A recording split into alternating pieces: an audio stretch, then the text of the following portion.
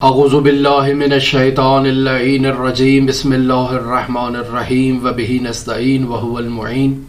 اسلامی بینکنگ میں ہماری آپ کے ساتھ گفتگو جاری تھی اور ہم آپ کی خدمت میں ایسے خاص فقہی قوانین بیان کر رہے تھے جنہیں اسلامی بینکنگ میں استعمال کیا جا سکتا ہے اور ان کے استعمال سے بینکنگ نظام کو مکمل طور پر اسلامی قالب میں ڈھالا جا سکتا ہے، بینک کی اسلامائزیشن کی جا سکتی ہے اور اسلامی قوانین کے مطابق ملکی معاشیات کو مضبوط کیا جا سکتا ہے اور اقتصادی رونق ایجاد کی جا سکتی ہے۔ آج جس عقد کا ہم نے انتخاب کیا ہے اس کا عنوان ہے جعالہ۔ جعالہ کسے کہتے ہیں؟ لغت میں عامل کی اجرت کو، حق العمل کو یا کسی کام کی مزدوری لینے کو جعالہ کہتے ہیں، جبکہ فقہی اصطلاح میں انسان جاعل ایک اعلان کرتا ہے کہ جو بھی اس کا معینہ کام انجام دے گا وہ اس شخص کو اس معینہ کام کی انجام دہی کے بدلے میں اجرت ادا کرے گا۔ یہ وہ اعلان کرتا ہے، لہٰذا لوگ اس کے لیے اس کام کو انجام دیتے ہیں اور اجرت وصول کرتے ہیں۔ جس طرح سے ہم نے آپ کی خدمت میں تمام اسلامی عقود کے ارکان، شرائط، احکام بیان کیے ہیں، اسی طرح سے ہم آپ کی خدمت میں عقد جعالہ کے بھی ارکان بیان کرتے ہیں۔ جعالہ ایگریمنٹ کا پہلا رکن جو ہے وہ الفاظ جعالہ ہے، یعنی وہ الفاظ جن کے ذریعے سے اس ایگریمنٹ کو انجام دیا جائے۔ جعالہ کے لیے باقاعدہ طور پر کسی خاص الفاظ کی ضرورت نہیں ہے، بلکہ وہ الفاظ جو ہدف جعالہ تک انسان کے ذہن کو منتقل کر دیں وہ اس عقد جعالہ کے لیے کفایت کرتے ہیں۔ اس کے علاوہ جعالہ کو معاطاتی طور پر بھی انجام دیا جا سکتا ہے، مثلا انسان تحریری طور پر پوسٹر کی صورت میں اخبارات میں اشتہار دے کر میڈیا کے ذریعے سے اعلان کر کے ان امور کے ذریعے سے بھی عقد جعالہ کو جو ہے وہ اس کا اعلان کر سکتا ہے اور طرف مقابل جو اس کی طرف رجوع کرے گا وہ اپنی اعلام آمادگی کا اظہار کر سکتا ہے کہ میں اس کام کو انجام دینے کے لیے تیار ہوں۔ دوسرا، اس ایگریمنٹ کا جو رکن ہے وہ طرفین جعالہ ہے، یعنی وہ افراد کے جو اس ایگریمنٹ کا اعلان کر رہے ہیں اور وہ جو اس پر ورک کر رہے ہیں۔ پس دو افراد ہمیں اس میں چاہیے، ایک جاعل ہوگا، ایک عامل ہوگا۔ جاعل کس کو کہتے ہیں؟ جعالہ میں کام کا حکم دینے والے شخص کو جاعل کہا جاتا ہے، یعنی میں اگر اعلان کر رہا ہوں کہ میرے لیے فلاں کتاب مارکیٹ سے کوئی تلاش کر کے لائے تو میں یہاں پر جاعل قرار پاؤں گا، اور وہ شخص جو بازار میں میرے لیے مارکیٹ میں جا کر کتاب تلاش کر رہا ہے وہ میرے لیے عامل ہے، وہ میرے لیے کتاب خرید کے لائے گا، میں اسے اس حق کے زحمت اور اس عمل کی اجرت اس کو ادا کروں گا۔ عامل کسے کہتے ہیں؟ عامل ظاہر ہے وہی شخص جو کام کر رہا ہے، ٹھیکیدار ہے، اس کو بھی عامل کہا جا سکتا ہے۔ اس عامل اور جاعل کے لیے کون سی شرائط کا ہونا ضروری ہے؟ جاعل کے لیے معاہدے کی تمام عمومی شرائط کا ہونا ضروری ہے، یعنی اسے بالغ ہونا چاہیے، عاقل ہونا چاہیے، اسے دیوانہ نہیں ہونا چاہیے، اسے مہجور نہیں ہونا چاہیے، اور یہ جو عمومی شرائط ایگریمنٹس کی ہم نے آپ کی خدمت میں بیان کی ہیں ان شرائط کا جاعل کے اندر ہونا ضروری ہے۔ لیکن اس بات کے پیش نظر کہ عقد جعالہ ایک ایسا ایگریمنٹ ہے جس میں ہمیں اپنا مقصد مطلوب ہوتا ہے، یعنی جاعل جو کام کا اعلان کر رہا ہے، جو وہ کہہ رہا ہے کہ میرا یہ کام کیا جائے، تو اس کا مقصد یہ ہے کہ اس کا مطلوب حاصل ہو جائے، لہٰذا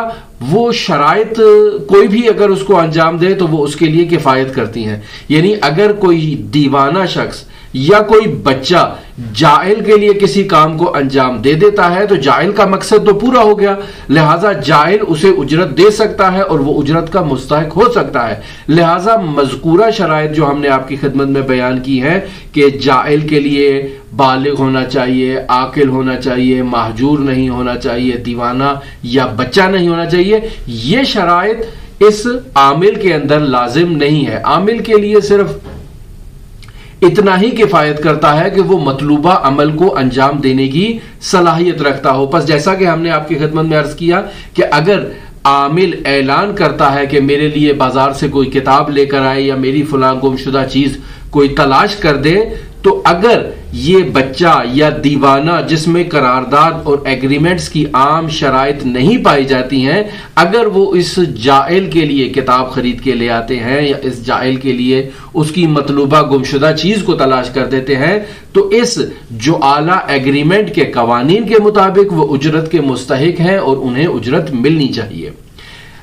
نمبر 3، تیسرا رکن اس ایگریمنٹ کا کیا ہے؟ اس ایگریمنٹ کی ماہیت ہے۔ جو اعلیٰ ایگریمنٹ کی ماہیت کیا ہے؟ جو اعلیٰ کے معاہدے کی اہم خصوصیت یہ ہے کہ غالباً اس میں یہ معلوم نہیں ہوتا کہ مطلوبہ کام کو انجام دینے میں کتنا وقت درکار ہوگا اور کتنی افرادی قوت چاہیے، یہ اس میں معلوم نہیں ہوتا ہے۔ اسی وجہ سے جو اعلیٰ کے معاہدے میں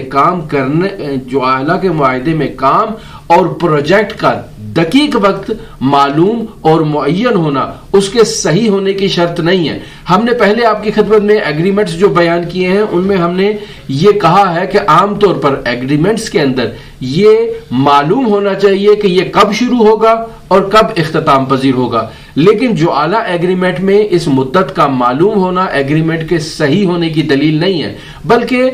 اجمالی طور پر بھی اگر ہمیں معلوم ہو جائے کہ یہ ایگریمنٹ کب پورا ہوگا، کب انجام دیا جائے گا، یہ کفایت کرتا ہے۔ مثلا اگر ایک کتاب کو بازار میں تلاش کرنا ہے تو بازار میں ظاہر ہے اگر اردو بازار میں جا کر کتاب کو تلاش کریں تو زیادہ سے زیادہ ایک دن میں وہ کتاب مل جائے گی، یا اس کے بارے میں علم ہو جائے گا کہ وہ مارکیٹ میں کتاب موجود بھی ہے یا موجود نہیں ہے۔ تو اس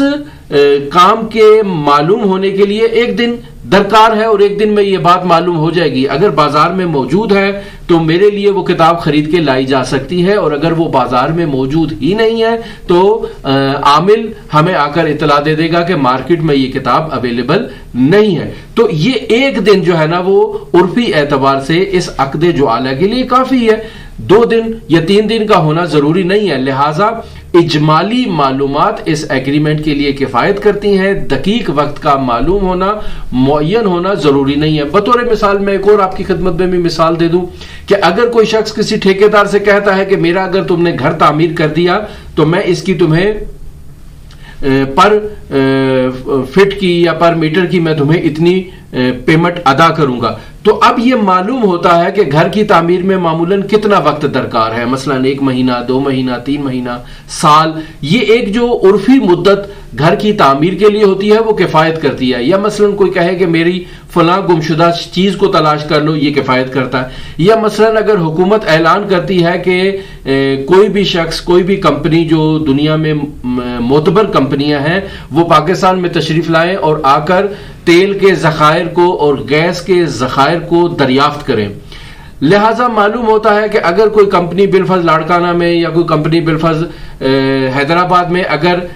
ڈرلنگ کر رہی ہے اور وہاں سے تیل اور گیس کے ذخائر کو دریافت کرنا چاہ رہی ہے تو اس میں کتنا وقت لگے گا؟ مہینہ لگے گا، 2 مہینے میں بالآخر اس کو معلوم ہو جائے گا کہ اس نے کتنا کام کیا ہے اور کیا نتیجہ نکلا ہے۔ یہ جو عرفی مدت ہوتی ہے یہ اس ایگریمنٹ کے لیے کافی ہے اور اجمالی طور پر اس کا معلوم ہونا کفایت کرتا ہے۔ جو اعلیٰ ایگریمنٹ کا چوتھا رکن جو ہے وہ عوض ہے، یعنی جو جائل نے عامل کے لیے مطلوبہ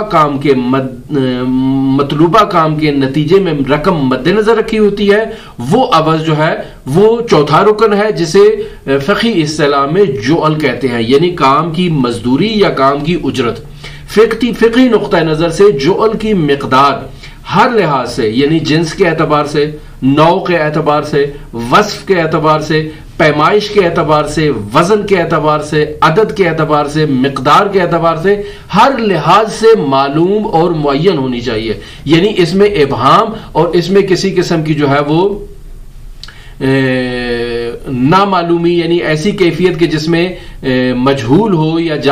عامل کو علم ہی نہ ہو اور جائل کو بھی علم نہ ہو، یہ بات اس میں درست نہیں ہے۔ اس میں مقدار معین اور معلوم ہونی چاہیے کہ کتنی اجرت اس نے عامل کو ادا کرنی ہے، جائل نے، یہ عامل کو علم ہونا چاہیے۔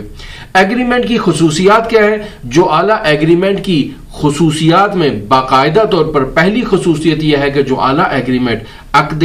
جائزہ میں سے ہے، اور دوسری خصوصیت یہ ہے کہ جو اعلیٰ ایگریمنٹ عقد تملیکی نہیں ہے۔ عقد جائزہ میں سے کیا ہے؟ عقد جائزہ ہم آپ کی خدمت میں پہلے بھی بیان کر چکے ہیں کہ اسے جب چاہیں فسخ کیا جا سکتا ہے، لہذا کام شروع کرنے سے پہلے عامل اور جائل معاہدے کو ختم کر سکتے ہیں. ابھی ہم نے ایگریمنٹ شروع ہی نہیں کیا ہے اور اس کو ہم شروع کرنے سے پہلے ہی آپس میں ختم کر سکتے ہیں. اسی وجہ سے اگر عامل کام شروع کر لیتا ہے اور جائل اس کے ساتھ اس جعالہ ایگریمنٹ کو سائن کر لیتا ہے اور کام شروع ہو چکا ہے، تو جب تک عامل جائل کو کام مکمل کرنے کے بعد اس کے حوالے نہ کر دے، وہ اجرت کا مستحق نہیں ہے اور اسے اجرت ادا نہیں کی جائے گی. وہ کام کمپلیٹ کرے اور عامل کا مقصد پورا ہو جائے تو اسے اجرت ادا کرنی چاہیے عامل کو. اگلا جو ہم نے آپ کی خدمت میں خصوصیت بیان کی وہ یہ ہے کہ جعالہ ایگریمنٹ جو ہے وہ عقد تملیکی ایگریمنٹس میں سے شمار نہیں ہوتا. یعنی عامل صرف کام مکمل کرنے اور اسے جائل کے سپرد کرنے کے بعد ہی اجرت کا مستحق ہے. ایسا نہیں ہے کہ اس نے تھوڑا سا کام کیا اور اس کو اجرت ادا کر دی جائے، ایسا بالکل نہیں ہے. جعالہ ایگریمنٹ کی باقاعدہ طور پر خصوصیات ہیں. پہلی خصوصیت یہ ہے کہ پہلی قسم یہ ہے کہ جعالہ جو ہے وہ عقد جعالہ خاص بھی ہو سکتا ہے اور جعالہ عام بھی ہو سکتا ہے. جعالہ خاص کس کو کہتے ہیں؟ جعالہ خاص میں مثلا جائل جعالہ کے معاہدے کو کسی معین عامل کے ساتھ طے کرتا ہے. مثلا کسی ادارے، کسی ٹھیکیدار، کسی بینک کے ساتھ یہ طے کرتا ہے کہ اس کے لیے فلاں کام کو انجام دیا جائے اور فلاں اجرت اس کو لی جائے. تو چونکہ یہاں پر جائل جو عامل ہے جس نے اس ایگریمنٹ کا اعلان کیا ہے، اس کا مقصد ظاہراً شاید رازداری ہے، اس وجہ سے وہ یہ چاہتا ہے کہ کوئی خاص شخص اس کام کو انجام دے. مثلا مجھے علم ہے کہ میرے گھر کے صحن کے اندر جو ہے وہ قدیم زمانے سے سونا دفن ہے، لہٰذا کہاں پر دفن ہے یہ مجھے معلوم نہیں ہے. لہٰذا میں اعلان کرتا ہوں کسی کمپنی سے جو معتبر کمپنی ہوتی ہیں اور ان سے رازداری سیغے کے تحت میں یہ شرائط کے تحت ایگریمنٹ سائن کرتا ہوں کہ جو میرے صحن سے سونا مجھے نکال کے دے گا اس کو میں اسی سونے کا بالفرض 1/4 حصہ دوں گا، 20% حصہ دوں گا. یہ ایک اس کے ساتھ ایگریمنٹ طے کرتا ہوں. تو اب اس میں میرے لیے یہ ضروری ہے کہ میری یہ بات راز میں رہے، یعنی عام پبلکی طور پر، عمومی طور پر اس کو ایسے نہ پھیلا دیا جائے جس کے لیے میری اجتماعی اور معاشرتی حیثیت کو نقصان پہنچے اور لوگ میرے دروازے پر جمع ہو جائیں کہ اس کے گھر سے تو سونا نکلنے لگا. لہٰذا اگر جائل نے، اگر اس عامل نے یہ ارادہ کیا ہے کہ اس جائل نے یہ ارادہ کیا ہے کہ عامل مخصوص ہو اور صیغہ رازداری کے تحت اس کے ساتھ اس ایگریمنٹ کو انجام دے اور خاص شرائط کے تحت اس کے ساتھ ایگریمنٹ انجام دے، تو اسے جعالہ خاص کہتے ہیں. دوسری جو قسم ہے وہ جعالہ عام ہے کہ جس میں جائل کسی خاص شخص کو معین نہیں کرتا ہے بلکہ ایک عمومی اعلان کر دیتا ہے. مثلا ٹی وی پر ایک اشتہار دے دیتا ہے کہ مجھے فلاں کام مطلوب ہے، جو کمپنی بھی اس کام کو انجام دے سکتی ہے وہ میدان میں آئے اور ایگریمنٹ سائن کر لے. تو اب یہ ایک عمومی پروجیکٹ ہے، ایک عمومی کام ہے، جو بھی کمپنی اس کے لیے آ کر اس کام کو انجام دے سکتی ہے وہ اس کے ساتھ اس کام کا ایگریمنٹ سائن کرتی ہے اور باقاعدہ طور پر اس کام کو انجام دینے کے بعد، مکمل کرنے کے بعد اس کے حوالے کرتی ہے. اصل موضوع بحث جس کی خاطر ہم نے عقد جعالہ کو آپ کی خدمت میں بیان کرنے کا جو ہے وہ انتخاب کیا ہے وہ اسلامی بینکنگ ہے. اسلامی بینکنگ میں کیا عقد جعالہ استعمال ہو سکتا ہے یا استعمال نہیں ہو سکتا؟ جی ہاں، جواب مثبت ہے. اسلامی بینکنگ میں باقاعدہ طور پر عقد جعالہ کو استعمال کیا جا سکتا ہے. لیکن اگر ہم دیکھیں تو یہ ایگریمنٹ زمانہ قدیم میں جزئی اور شخصی طور پر انجام دیا جاتا تھا، لیکن اس جدید اکانومی سسٹم کے اندر اور جدید معاشیات کے اندر اس معاہدے کو وسیع پیمانے پر، یعنی حکومتوں کی سطح پر، بینکوں کی سطح پر اور بینکوں کی وساطت کے ذریعے سے اس ایگریمنٹ کو انجام دیا جا سکتا ہے اور اس میں کوئی مشکل نہیں ہے. مثلا حکومت اعلان کرتی ہے کہ کوئی بھی بینک، پاکستان میں جتنے بھی بینکس ہیں ان میں سے کوئی بھی بینک یا کوئی بھی فائنانس کمپنی جو ہے یا کوئی بھی ٹھیکیدار ہمارے لیے اگر فلاں پہاڑوں سے جا کر کان کشف کر دے اور اس کو ہمارے لیے جو ہے وہ ظاہر کرے، یا تیل کے کنویں نکال کر دے یا ہمیں گیس کے کنویں نکال کر دے، تو ہمیں اس کے جو سہولیات ہیں وہ اس کو ہم فراہم کریں گے اور جو ایگریمنٹ ہے اس کے ساتھ ہم یہ سائن کریں گے. تو اب اس میدان میں مختلف کمپنیاں آ سکتی ہیں اور آ کر مطالعات کر سکتی ہیں اور حکومت کے ساتھ اس ایگریمنٹ کو سائن کر سکتی ہیں. باقاعدہ طور پر اس ایگریمنٹ کو پیپر ورک کے ذریعے سے بنایا جا سکتا ہے اسلامی تعلیمات کے مطابق, اور بینک باقاعدہ طور پر اس ایگریمنٹ کو حکومتی ایما پر سائن کر سکتے ہیں. اسی طرح سے ہم یہ کہہ سکتے ہیں کہ عقد جعالہ ایسے عقود میں سے ہے جو باقاعدہ طور پر بینکوں کے لیے مالی ذخائر کی جمعآوری اور انہیں استعمال کرنے میں بھی استعمال کیا جا سکتا ہے, اور باقاعدہ طور پر اکاؤنٹ ہولڈر سے عقد جعالہ کے تحت رقم وصول کی جا سکتی ہے اور مخصوص ایگریمنٹس میں اس کو استعمال کیا جا سکتا ہے عقد جعالہ کے تحت. اس کی کیا تفصیل ہے, جب ہم اس موضوع پر گفتگو کریں گے تو تفصیل کے ساتھ آپ کی خدمت میں بیان کریں گے. ہمارے ساتھ رہیے گا. اسلامی بینکنگ پر ہماری گفتگو جاری ہے اور ہم اسی طرح سے خاص فقہی قوانین جو اسلامی بینکنگ میں استعمال ہو سکتے ہیں آپ کی خدمت میں بیان کریں گے. ہمارے ساتھ رہیے گا. اللہم صلی علی محمد و آل محمد وعجل فرجہ.